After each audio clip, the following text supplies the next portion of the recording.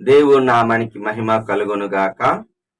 క్రీస్తునందు ప్రియమైన దేవుని బిడ్డలారా, మీ అందరికీ అనుదిన కార్యక్రమానికి ప్రేమతో ఆహ్వానిస్తున్నాము. ఈ దినము ఆగస్టు 1వ తేదీ, లేఖన భాగము రోమీలకు రాసిన పత్రిక 2వ అధ్యాయములో నుండి దేవుని యొక్క వాగ్దానము 4వ వచనం. దేవుని యొక్క అనుగ్రహము మారు మనసు పొందుటకు ప్రేరేపించుచున్నది. అవునండి, దేవుడు మనకిస్తున్న గొప్ప అనుగ్రహం, ఆయన దయ, ఆయన ప్రేమ, ఆయన జాలి మనం రక్షించాలని, మనం బ్రతికించాలని, పాపము నుంచి విడుదల ఇవ్వాలని దేవుడు ఆశపడుతున్నాడు. దేవుని యొక్క అనుగ్రహము మనందరి మీద ఉంది. ఎలాగో అంటే, మనము మనసు మార్చుకొని ఆయన దగ్గరకు వస్తే ఆయన కనికరించేవాడుగాను, దయ చూపించేవాడిగా ఉన్నాడు. మరి లూకాసు వార్త 14వ అధ్యాయం 16 నుంచి 24 వచనాల్లో, పరలోక రాజ్యం అనేది ఒక రాజుగారు తన కుమారుడికి వివాహమై విందుతో పోల్చాడు. రాజుగారు తన యొక్క కుమారుడు ఇందుకు రమ్మని ఆహ్వానించినప్పుడు అనేక మంది రాలేదండి. ఒకరేమో పొలంలో పని ఉందని పొలం కొనుక్కున్నానని, మరొకరేమో 5 జతల ఎద్దులు కొన్నానని, మరొక వ్యక్తి నేను వివాహం చేసుకున్నానని వారు అందరూ నెపములు చెప్పిరి. చూడండి, వాస్తవానికి ఆ విందుకు అర్హత కూడా లేదు.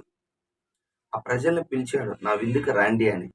దైవరాజ్యములో భోజనం చేయటానికి, దైవరాజ్యములో ఉండటానికి భూప్రపంచంలో ప్రతి వ్యక్తికి దేవుడు అవకాశం ఇస్తున్నాడు.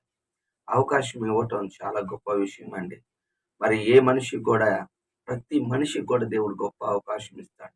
ఏదో ఒక రూపంలో బంధువుల ద్వారాను, మరి రేడియో వాక్యం ద్వారా కానీ, మరి యూట్యూబ్ ద్వారా కానీ, లేకపోతే ఈ కరపత్రిక ద్వారా కానీ, లేకపోతే సేవకుడి ద్వారా దేవుడు తన యొక్క ఇష్టాన్ని, అసలు మనిషిని ఏంటయ్యా మనిషి నుండి కోరుకుంటుందంటే మనసు మార్చుకోవటం. మీరు మారు మనసు పొందితే పరలోక రాజ్యంలోనికి ప్రవేశిస్తారు. కాబట్టి అందరూ నెపాలు చెప్పారు, సాకులు చెప్పారు. ఏది చెప్పినా దైవిక సంబంధమైన దానికి సాకు చెప్తారు. మందిరానికి రమ్మంటే పని ఉందంటారు. ఇంకా ప్రతి దానికి ఏదో ఒక సాకు చెప్తారు. ప్రార్థన చేసుకోమన్నా బిజీ అంటారు. లేకపోతే ఇంకొక విషయం ఏదైనా సరే, దైవికమైన దానికి ప్రజలు ఏం చేస్తున్నారంటే అలవాటు పడ్డారు సాకులు చెప్పటానికి, నెపాలు చెప్పటానికి. అయితే రాజుగారు ఏమన్నాడు అంటే, మీరు ప్రతి పట్టణంలోనికి వెళ్ళండి, వీధిలోకి వెళ్ళండి, సందుల్లోకి వెళ్ళండి, అంగహీనులను, పేదవాళ్ళని, గుడ్డివారు, కుంటివారు, వికలాంగులను చూడండి. దేవుడు మరి అందరికి ఆరోగ్యంగా ఉన్నప్పుడే, మంచి బలం ఉన్నప్పుడే మరి అందరిని పిలిస్తే రావటం లేదు. ఇంకా ఏ అర్హత అంటే కుంటివాళ్ళు, పేదవాళ్ళు, వాళ్ళకి ఏమి ఒక్క పూట భోజనం దొరికితే చాలు అనుకుంటున్న వారికి దైవరాజ్యములోనే ఆయన అర్హత ఇస్తున్నాడు. వాళ్ళందరూ వచ్చారండి. అవును, చాలా మందిని ప్రభువు నమ్ముకుంటున్నారు, నీ చుట్టుపక్కల నమ్ముతున్నారు, నువ్వు మాత్రం నమ్మటం లేదు. సాకులు చెప్తాను, జాగ్రత్త, తప్పించుకునేదానికి అవకాశం ఉండదు. ఒకరోజు రాబోతుంది, దేవుడు నేను లెక్క అడగబోతున్నాడు. కనుక అవకాశం వచ్చినప్పుడు, దేవుని యొక్క అనుగ్రహం నీ మీదకి వచ్చింది, నువ్వు ఇప్పుడే మనసు మార్చుకొని దేవుని ప్రేమను, దేవుని యొక్క చిత్తాన్ని తెలుసుకో. మరి ఒప్పుకోవలసిన పాపాన్ని చూస్తే 9వ వచనం, దుర్నీతికి లోబడి వారికి నీతి కాదు, దుర్నీతికి లోబడి వారి మీదకి దేవుని ఉగ్రత వస్తుంది. అంటే బిలాము మంచి ప్రవక్తే, ఇజ్రాయెల్ని శపించటానికి డబ్బులు తీసుకుంటే దేవుడు అతని ద్వారానే దీవించాడు. అయితే ఆ ధన మోహంలో మరి ఇజ్రాయెల్ పాపం చేయటానికి మోయాబు స్త్రీలను బాలాకుకు ఒక బోధ నేర్పాడు. ఏంటా బోధ అంటే, నువ్వు అందమైన స్త్రీలని ఇజ్రాయేలీక సైనికుల మధ్యకి పంపిస్తే వారు వారితో పాపం చేస్తారు, వారు ఓడిపోతారు. అవును, ప్రతిరోజు, ప్రతి క్షణం, ప్రతి నిమిషము మన క్రైస్తవుల్ని సాతానుడు సులువుగా చిక్కులు పెడతాడండి. వాటి నుండి తప్పించుకోవటానికి మన వల్ల కాదు. అయితే దేవుడు సహాయం కోరుదాం. గమనించండి, అనేక మంది ఆ వలలో చిక్కిపడిపోతున్నాం. కానీ దేవుని యందు భయభక్తులు కలిగి ఉన్నవారు తప్పించబడతారు. దేవుడు సహాయము చేస్తాడు. గుర్తుపెట్టుకోండి, ఆ సులువుగా చిక్కులు పెట్టే వాటిలో ఈ బిలాము చిక్కుకుపోయాడు. డబ్బుతో పట్టేశారు. చూడండి, అతడు బాలాకుకు ఏం నేర్పించాడు అంటే దుర్బోధ నేర్పించాడు. తప్పు చేసేటట్టు ప్రేరేపించాడు. ఎవరైనా నిన్ను తప్పు చేసేటట్లు ప్రేరేపిస్తే వారి మాటలు నమ్మొద్దు. ఎందుకో తెలిసినా, మరి ఆ ఆ మాట నేర్పిన, ఆ బోధ నేర్పిన బిలాము చనిపోయాడు. ఒక మంచి ప్రవక్తే, కానీ ధన మోసానికి పోయి అతడు ఆ ధనములోనే ధనాపేక్ష సమస్తమైన కీడులకు మూలం దానిని ఆశ్రయించి విశ్వాసమును పోగొట్టుకొని తమ్మును తామే పొడుచుకున్నారని మొదటి తిమోతి 6:10 స్పష్టంగా రాయబడింది. కాబట్టి అలాగా చిక్కోవద్దు. మరి దుర్నీతి మీద దేవుడు ఉగ్రత వస్తుంది, జాగ్రత్త.